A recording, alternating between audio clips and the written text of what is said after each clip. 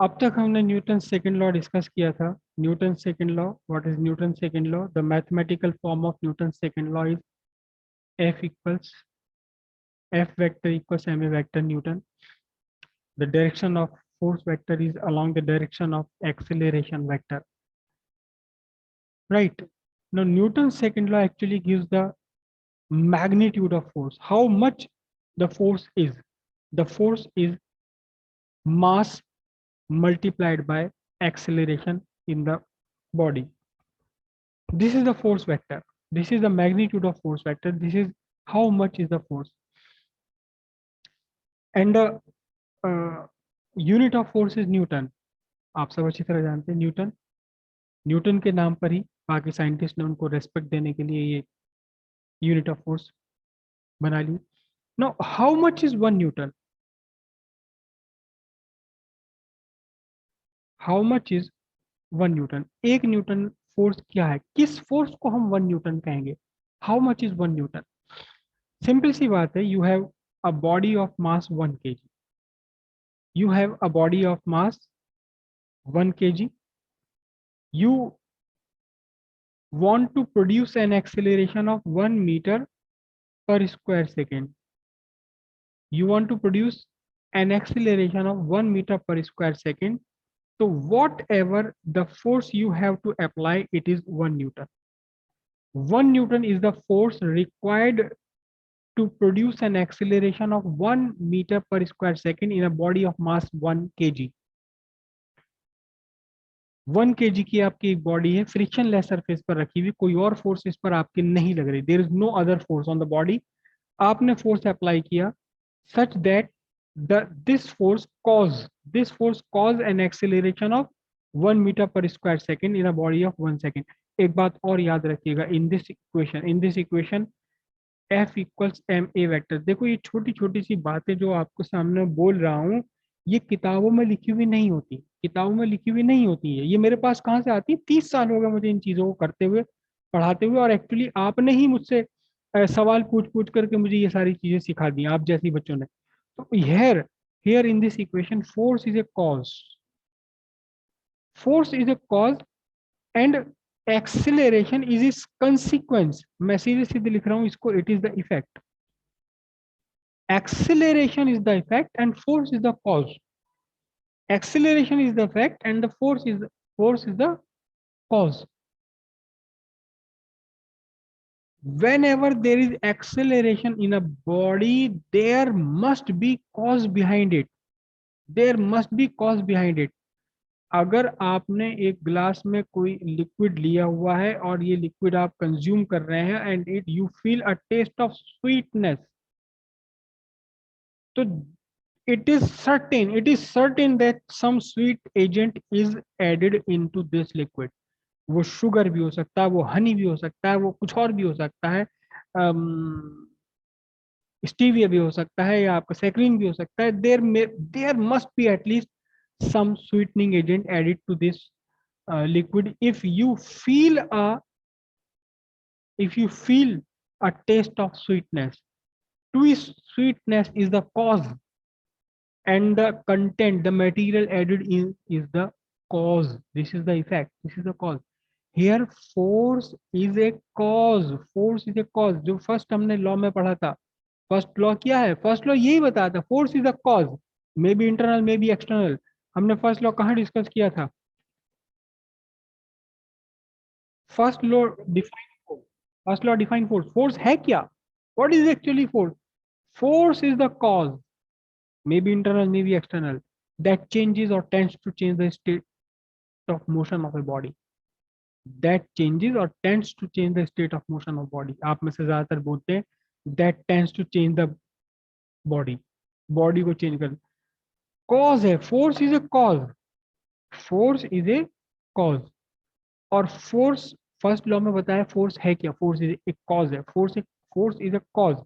और अब second law में, हम सेकंड लॉ में क्या कहते हैं?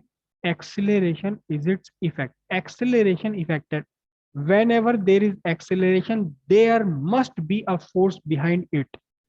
whenever there is acceleration there must be a force behind it। जहां एक्सेलरेशन होगा वहां कहीं ना कोई force, net non zero force लग रही होगी, होगी ही होगी। बिना फोर्स के एक्सेलरेशन नहीं आ सकता। ये तो बात हो सकती है कि there is a force and there is no acceleration. If the body is not free to move, this pen this pen is free to move, this pen is free to move, I provided a cause, मैंने इसे cause दिया, मैंने इसे force दी, and had it experience and acceleration. लेकिन ये मेरी book, ये मेरी notebook, it is not free to move. मैं इस पे कॉज दे रहा हूँ, अब मैं पूरे दिन इस पे ऐसे फोर्स लगाता रहा हूँ, there is a cause behind, there is a cause force, but since it is not free to move, there is no acceleration। ऐसा तो हो सकता है कि फोर्स लग रही हो और एक्सेलरेशन ना हो, लेकिन ऐसा कभी भी नहीं हो सकता, ऐसा कभी भी नहीं हो सकता, ऐसा कभी भी नहीं हो सकता कि किसी बॉडी में एक्सेलरेशन हो और फोर्स ना लग रही हो, एक्सेलरेशन हो और फोर्स ना लग रही हो, ऐसा कभी भी नहीं हो सकता। when if there is effect, there is a cause, there is effect, if there is a visible effect, if there is a visible effect, there must be cause behind it, there must be a force behind it। कभी भी ऐसा नहीं होगा कि acceleration है आपकी किसी body में कहीं किसी पार्टिकल में और फोर्स नहीं है, फोर्स तो होगी ही होगी, फोर्स होगी होगी। बिल्कुल छोटी सी बारीक सी बात बता रहा हूं आपको, किताबों के 10 20 50 किताबें भी खोल के देख लोगे समझ में नहीं आएगी ये बात। समझ लो आगे बहुत जाएगा, आप सबको कंफ्यूजन होने वाला है जब हम बार बार फोर्स एक्सेलरेशन बार बार इन चीजों को यूज करेंगे पढ़ेंगे, तो कई बार आपको इस बारे में कंफ्यूजन होगा और फिर मैं कहूंगा कि देखो भाई, मैंने पहले आपसे बताया था कि जब कहीं अगर एक्सेलरेशन है किसी पार्टिकल में, एक्सेलरेशन है, सिंपल सी बात है, एक चींटी भी है तो कुछ ना कुछ उसका मास होगा जरूर, और उसमें अगर एक्सेलरेशन है तो मास और एक्सेलरेशन का मल्टीप्लाई करके कुछ तो है, कुछ तो आना ही है, बस वो जो कुछ आएगा वो फोर्स है।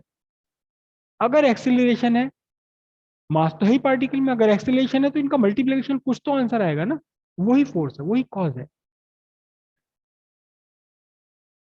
फोर्स कॉज है, ठीक है। अब एक चीज और बहुत ध्यान से समझ लीजिए, बहुत ध्यान से समझ लीजिए, और और ये 99% 99% people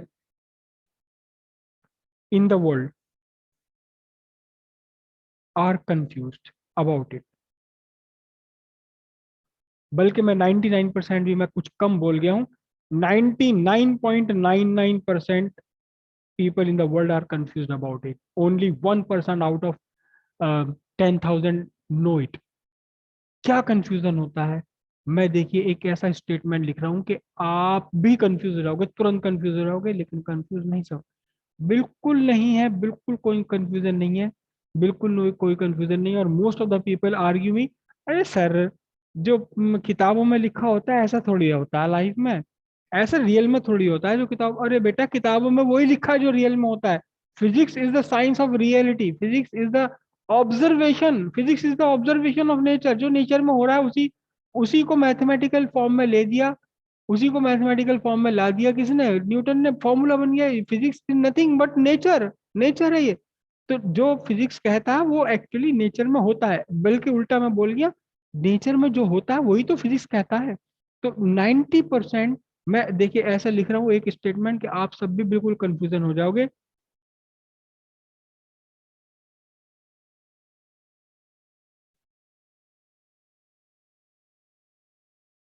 know force is required for motion, motion के लिए फोर्स रिक्वायर्ड नहीं है। कोई बॉडी मूव कर रही है, बॉडी के मूव करने के लिए फोर्स की जरूरत नहीं पड़ती। बिल्कुल मूर्खता की बात कह रहा हूं मैं आप सबके सामने, बिल्कुल मूर्खता की बात कह रहा हूं, बिल्कुल बेवकूफी है, एकदम एकदम फुलिशनेस, अटमोस्ट फुलिशनेस, एकदम टॉप वाली ओरिजिनल कंपनी की बेहतरीन शानदार इंपोर्टेड क्वालिटी की मूर्खता है ये मेरी। क्या मैं ये कह रहा हूँ, no force is required for motion, चलने के लिए, किसी बॉडी को चलने के लिए फोर्स की जरूरत नहीं है।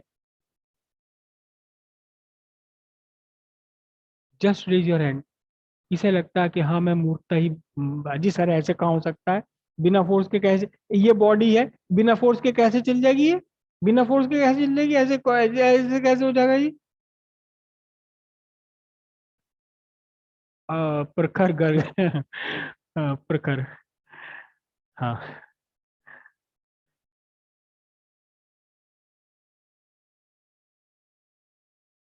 No unbalanced force is required. Actually Prakhar, जब हम फोर्स बोलते हैं ना, बात करते हैं फोर्स, जब हम फोर्स बोलते हैं तो वो अनबैलेंस्ड फोर्स ही होती है। हम हमेशा वर्ड अनबैलेंस खा जाते हैं फोर्स बोलने में। और अगर फोर्स कहीं बैलेंस्ड है तो फोर्स तो पहले ही जीरो है। फोर्स तो पहले ही जीरो है। जब हम बैलेंस्ड फोर्स अगर हम बोल देंगे तो बैलेंस्ड का तो मतलब सब खत्म हुआ, नेट फोर्स जीरो हो गई। तो फोर्स का मीनिंग एक्चुअली अनबैलेंस्ड फोर्स ही होता है। मेरे ख्याल से प्रखर को ये बात क्लियर हो गई है। हाँ जी। रेज योर हैंड, कौन आप में से लगता है जी ऐसे कहीं हो सकता है कभी? Change in state of motion.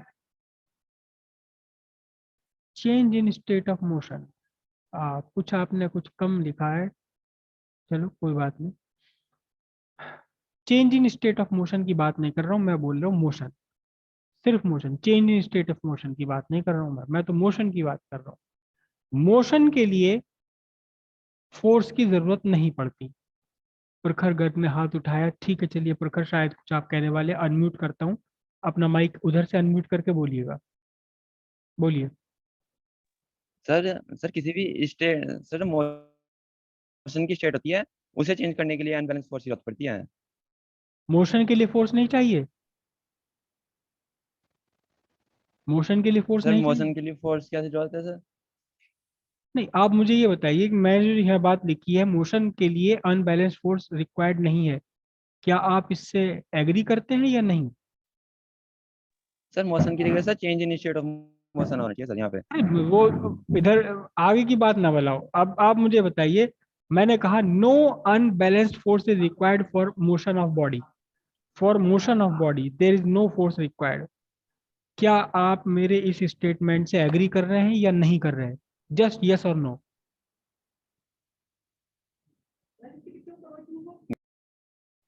नहीं, आपका यस और नो मुझे कुछ भी नहीं सुनाई दिया।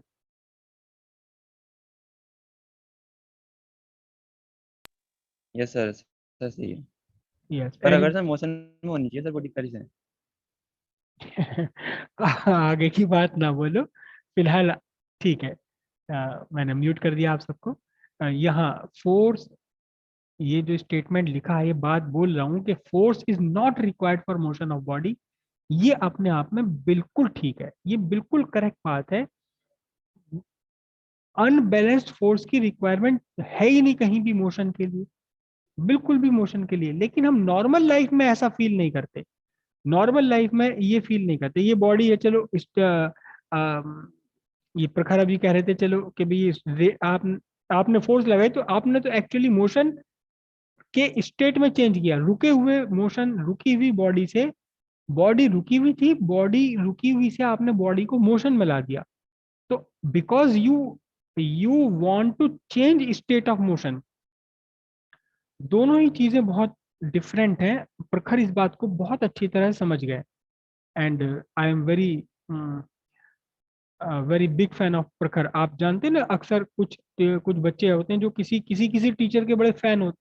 कोई कोई टीचर उनका बड़ा फेवरेट होता है। ऐसे ही मैं भी कुछ बच्चों का फैन हूँ। कुछ बच्चे ऐसे हैं जिनका मैं फैन हूँ। उनमें से मोस्ट प्रोबेबली प्रखर भी एक होने वाले हैं। तो ये तो जब मुलाकात होगी इनसे तब और ज्यादा मैं बड़ा वाला फैन बन जाऊंगा इनका। और वर्णिका उपाध्याय भी हैं आज यहाँ। And I am very big fan of you Varnika. You are very nice student, आप फिजिक्स समझ जाती हैं। प्रखर, आप फिजिक्स समझ रहे हो, फिर प्रखर फिजिक्स समझ रहे हैं, इसीलिए इन्होंने इतनी सारी बातें आगे की बोल दी। लेकिन नॉर्मल लाइफ में हमें ऐसा लगता है कि फोर्स चलाए रखने के लिए भी फोर्स है। और सिंपल सी बात है भाई, सिंपल सी बात है। आप सफाई करनी थी आपकी मम्मी घर पे। आपकी मम्मी ने आपसे कहा बेटा ये थोड़ा सा भारी संदूक है, देखिए ये मुझसे हटेगा नहीं, तो जल्दी से इसे जरा सा यहाँ से खिसका दे, इसे यहाँ, ताकि मैं कोने में से पीछे से इसमें से सफाई कर लूँ। तो आपने क्या काम करा? आपने इसे फोर्स लगाई, यहाँ खिसकाया। चलो ठीक है, पहली तो बात, जब पहली वाली बात तो आपकी बिल्कुल क्लियर थी। पहले ये था स्टेशनरी, स्टेशनरी से आपने इसके स्टेट को चेंज करके मूविंग कर दिया, तो आपको फोर्स लगानी पड़ी। लेकिन जब एक बार ये फोर्स, अब ये भी मूविंग हो गया, जब ये मूव करने लगा, तो क्या आप इसे छोड़ दोगे? छोड़कर भी चलता रहेगा? नहीं चलने का भाई, नहीं चलने का। आपको तो लगातार कांस्टेंट फोर्स बनाए रखनी पड़ेगी इसको चलाते रखने के लिए भी। इसको मोशन मोशन इसका मोशन मेंटेन करने के लिए भी फोर्स चाहिए आपको।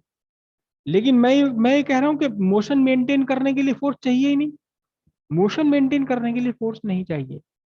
यहाँ देखो ना, आप सीधे से फॉर्मूला है, देखो ये फॉर्मूला है F equals to M A. Acceleration के लिए फोर्स चाहिए, वेलोसिटी के लिए फोर्स कौन कह रहा है? वेलोसिटी का तो कोई रोल ही नहीं है इसके अंदर, मोशन का तो कोई रोल ही नहीं है। अगर यहाँ होता force equals to mass into velocity, तब तो मैं ये कहता कि हाँ वेलोसिटी बनाए रखने के लिए, वेलोसिटी बनाए रखने के लिए फोर्स चाहिए, एक्सेलरेशन बनाए रखने के लिए फोर्स चाहिए, एक्सेलरेशन मेंटेन रखने के लिए फोर्स चाहिए। लेकिन वेलोसिटी मेंटेन रखने के लिए, मोशन मेंटेन करने के लिए फोर्स नहीं चाहिए। तो फिर ये क्या उल्टी बात है कि जब मैं संदूक खींच रहा हूँ एक बार, चलो ठीक है, रुका हुआ था, मैंने मूव करा दिया इसे, लेकिन अब मूव कराते रहने के लिए, मोशन मेंटेन रखने के लिए भी तो मुझे फोर्स लगाना पड़ रहा है। वो इसलिए लगाना पड़ रहा है वो इसलिए लगाना पड़ रहा है क्योंकि आपके इस ट्रंक के ऊपर फ्रिक्शन काम कर रहा है, आपके इस ट्रंक के ऊपर फ्रिक्शन काम कर रहा है। फ्रिक्शन इसे लगातार चलते हुए को रोकने की कोशिश में, और आपने जो फोर्स लगा दिया एक बार चलाने के लिए, तो फोर्स लगाया, वो तो बात ठीक है, लेकिन आपने मोमेंटरी एक्सेलरेशन दिया, आपका फिक्स हो गई वेलोसिटी, और उस फिक्स वेलोसिटी को बनाए रखने के लिए भी आपको फोर्स चाहिए, क्योंकि फ्रिक्शन रोक रहा है यहाँ। अगर ये बिल्कुल परफेक्टली चिकने चिकनी सरफेस पर हो, तो आप जरा सा इसे एक बार मूव करेंगे और फिर ये भागा चला जाएगा यहाँ तक अपने आप। अगर फ्रिक्शन जीरो हो जाए, तो सिंपल सी बात यह है कि हमारी नॉर्मल लाइफ में बहुत सारे फोर्सेस, फ्रिक्शन के अलावा और भी कई सारे फोर्सेस हैं। फ्रिक्शन तो सबसे बड़ा बदमाश है ये हमारे मोशन के अगेंस्ट। इसको तो हमें झेलना ही पड़ता है। लेकिन बहुत सारे ऐसे ऐसे फोर्सेस हमारी लाइफ में होते हैं जो मोशन के अगेंस्ट काम करते हैं, जो मोशन के अगेंस्ट फोर्स एक्ट करती रहती है। एक्चुअली हमें मोशन बनाए रखने के लिए इन फोर्स के अगेंस्ट अपना फोर्स लगाना पड़ता है, ताकि नेट अनबैलेंस्ड फोर्स जीरो हो जाए। जब आपने यहाँ ट्रंक को खिसका रहे हो, लगातार खिसकाते चले जा रहे हो, तो खिसकाते समय जब ये चल रहा है, उस समय इस ट्रंक के ऊपर नेट फोर्स जीरो है। क्यों? क्योंकि आपने रोकने वाली फोर्स, फ्रिक्शन को ओवरकम कर दिया अपनी चलाने वाली, खींचने वाली फोर्स से। तो आपकी खींचने वाली force exactly equal and opposite है फ्रिक्शन रोकने वाली फ्रिक्शन फोर्स से। नेट फोर्स कितना? Zero. Net unbalanced force zero हो तब भी मोशन में आ सकती है बॉडी। और इसका एक बहुत ही बढ़िया एग्जाम्पल है क्या, कि अर्थ से गया रॉकेट, कहाँ गया? मार्स तक गया। अर्थ से लेके मार्स तक करोड़ों किलोमीटर का डिस्टेंस है। अगर यहाँ से यहाँ तक फ्यूल की रिक्वायरमेंट हो, तो भाई इतना फ्यूल लेके जाना पड़ेगा, इतना फ्यूल लेके जाना पड़ेगा। इतना फ्यूल क्या, फ्यूल की फैक्ट्री ले जानी पड़ेगी, फ्यूल बनाने की फैक्ट्री। ना ना ना, बस एक बार अर्थ के ग्रेविटेशन से बाहर निकाल दिया, अब तो मार्स तक ही अपने आप चलता चला जाएगा विदाउट एनी फोर्स। कोई फोर्स चाहिए ही नहीं। क्यों? क्योंकि यहाँ रोकने वाला कोई नहीं, फ्रिक्शन नहीं है वहां पर। फ्रिक्शन नहीं है तो कोई अपोजिंग फोर्स नहीं है। फोर्स बस एक बार आपने इसे फोर्स लगाकर एक्सेलेरेशन दे दिया, एक कांस्टेंट वेलोसिटी से प्रोवाइड कर दिया, अब ये आगे बढ़ता रहेगा, आगे बढ़ता रहेगा, आगे बढ़ता रहेगा। कोई फोर्स चाहिए नहीं, कोई फ्यूल नहीं चाहिए। सारे इंजन विंजन सब बंद कर दिए जाते हैं बिल्कुल। जब ये फ्री स्पेस में चल रहा है, जब ये मूव कर रहा है, तब कोई इंजन काम नहीं करता, कुछ नहीं। सब कुछ एकदम शांत पड़ा हुआ है, बस ये चल रहा है, चल रहा है, चल रहा है, चल रहा है, चल रहा है। इंजन विंजन तब ऑन किए जाते हैं जब वो मार्स के पास पहुंच गया, तब हमें जब कुछ और काम करना मोशन के अलावा। तो याद रखिएगा, बहुत बिल्कुल पक्के तरह से याद रखिएगा कि मोशन के लिए अनबैलेंस्ड फोर्स, या सिंपल सी बात है, फोर्स नहीं चाहिए। फोर्स कब चाहिए? फोर्स तब चाहिए जब आपको एक्सेलरेशन है। अगर कोई बॉडी आपकी मूव कर रही है, अगर कोई बॉडी आपकी मूव कर रही है, कैसे मूव कर रही है? कांस्टेंट वेलोसिटी से मूव कर रही है। कोई बॉडी आपकी मूव कर रही है, कांस्टेंट वेलोसिटी से मूव कर रही है, ना घट रही इसकी वेलोसिटी, ना बढ़ रही, मतलब एक्सेलरेशन इसमें जीरो है। तो सिंपल सी बात है, सिंपल सी बात है, इस बॉडी के ऊपर नेट फोर्स, इस बॉडी के ऊपर नेट फोर्स कितनी है? नेट फोर्स जीरो है। हो सकता है इसके ऊपर 2 4 6 10 20 फोर्स काम कर रही हो, लेकिन वो सारी आपस में मिलकर के उन सबका वेक्टर सम जीरो है। वेक्टर सम सबका जीरो हो सकता है, दो, एक दो, एक तो नहीं, कम से कम दो या दो से ज्यादा फोर्स ऐड कर रही हो, लेकिन उन सब ने एक दूसरे को बैलेंस किया हुआ है। एक फोर्स यहाँ से काम कर रही है, एक फोर्स यहाँ से काम कर रही है, एक फोर्स यहाँ से काम कर रही है, कई सारी फोर्सेस, दो तीन फोर्स इस पर काम कर रही है, ये फोर्स काम कर रही है, ये वाली फोर्स काम कर रही है। लेकिन कुछ ऐसा हिसाब बन रहा है कि इन सारे की सारी फोर्सेस का जो नेट वेक्टर सम है, वो नेट वेक्टर सम जीरो है। अगर ये बॉडी कांस्टेंट वेलोसिटी से चल रही, कांस्टेंट वेलोसिटी का मतलब ना तो इसकी स्पीड घट रही बढ़ रही, ना इसकी डायरेक्शन चेंज हो रही।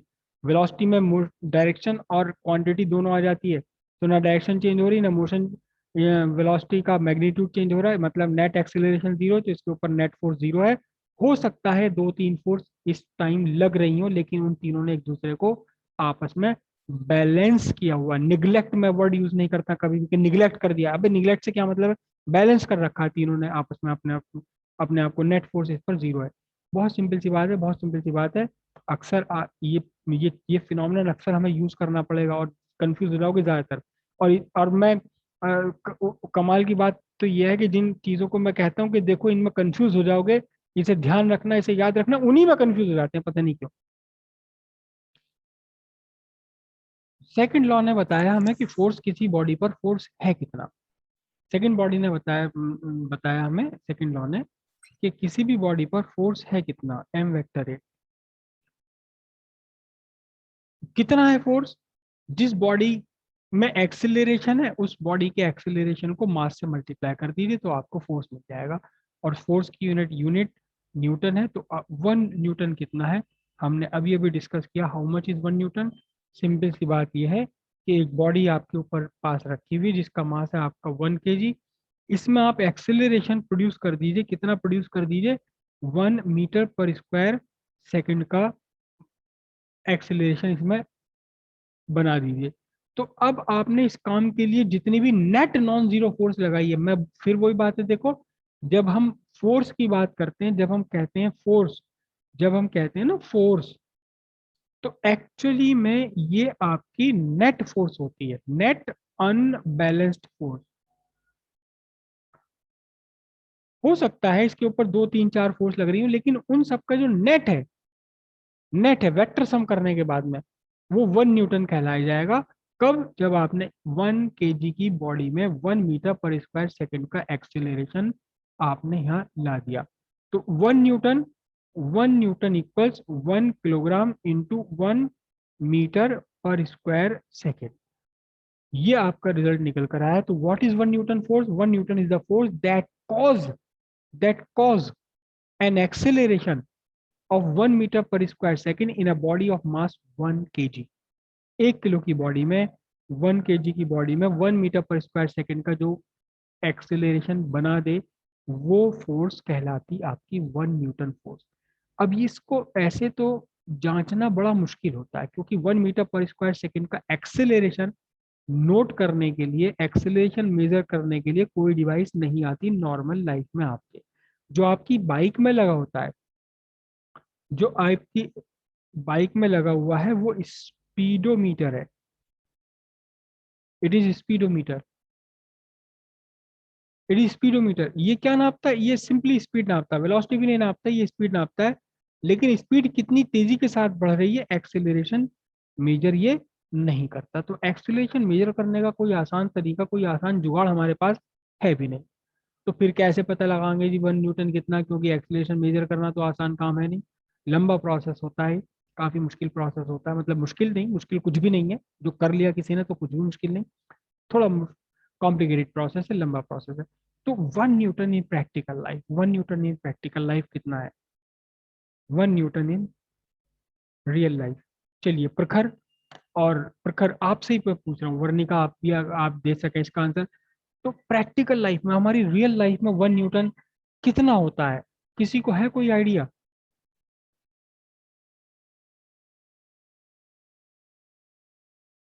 किसी को आइडिया कि 1 न्यूटन का फोर्स हमारी लाइफ में कितना है? 1 न्यूटन का फोर्स कितना है? चलो कोई बात नहीं, किसी को भी नहीं आइडिया होता। आप अपने हाथ में एक 100 ग्राम का ऑब्जेक्ट अपने हाथ में पकड़ लीजिए। मैं एग्जैक्ट 1 न्यूटन नहीं बोल रहा हूँ, अप्रोक्सीमेटली 1 न्यूटन, अप्रोक्सीमेटली मतलब आपको सिर्फ एक आइडिया देना कि 1 न्यूटन फोर्स वास्तव में कितना होता है। 1 न्यूटन फोर्स, तो आप खड़े हैं और आपने अपने हाथ में 100 ग्राम का एक बॉडी पकड़ ली, कोई कुछ भी हो सकता है, 100 ग्राम का कुछ भी हो सकता है, 100 ग्राम का 100 ग्राम के लोहे भी हो सकता है, 100 ग्राम का पत्थर भी हो सकता है, 100 ग्राम की पेस्ट्री भी हो सकती है, 100 ग्राम की आइसक्रीम कोन भी हो सकता है, 100 ग्राम का। 100 ml नहीं बोल रहा हूँ, 100 ml नहीं, 100 मिलीलीटर नहीं, 100 gram weight, weight meaning actually mass, 100 gram of mass. कोई एक बॉडी अपने हाथ में पकड़ लीजिए जिसका मास 100 ग्राम है, तो इस पर अर्थ का जो ग्रेविटेशनल फोर्स है mg, वो अप्रोक्सीमेटली 1 न्यूटन होता है, slightly less than 1 Newton, actually 0.98 Newton, 0.98 Newton होता है। मैं इसे अप्रोक्सीमेटली 1 न्यूटन ले रहा हूँ। तो इसे गिरने से रोकने के लिए, इसे गिरने से रोकने के लिए, इसे गिरने से बचाने के लिए आपने जो इसके ऊपर फोर्स लगाया हुआ है, this is approximately 1 Newton, exactly 0.98 Newton, लेकिन हम अप्रोक्सीमेटली इसे 1 न्यूटन कह देते हैं। तो रियल लाइफ में 100 ग्राम की चीज को गिरने से रोकने के लिए आपने जो फोर्स लगाया हुआ है अर्थ के ग्रेविटेशन के against, it is 1 newton. Simple सी बात है, अगर आपने हाथ में कोई 1 किलो की चीज रखी हुई है, 1 kg का कोई ऑब्जेक्ट आपने पकड़ा हुआ है, तो आपने कितना फोर्स लगा रखा होगा? 10 न्यूटन का फोर्स, उसे गिरने से रोकने के लिए। So this is 1 Newton. मुझे उम्मीद है आप सभी इस चीज को समझ गए होंगे।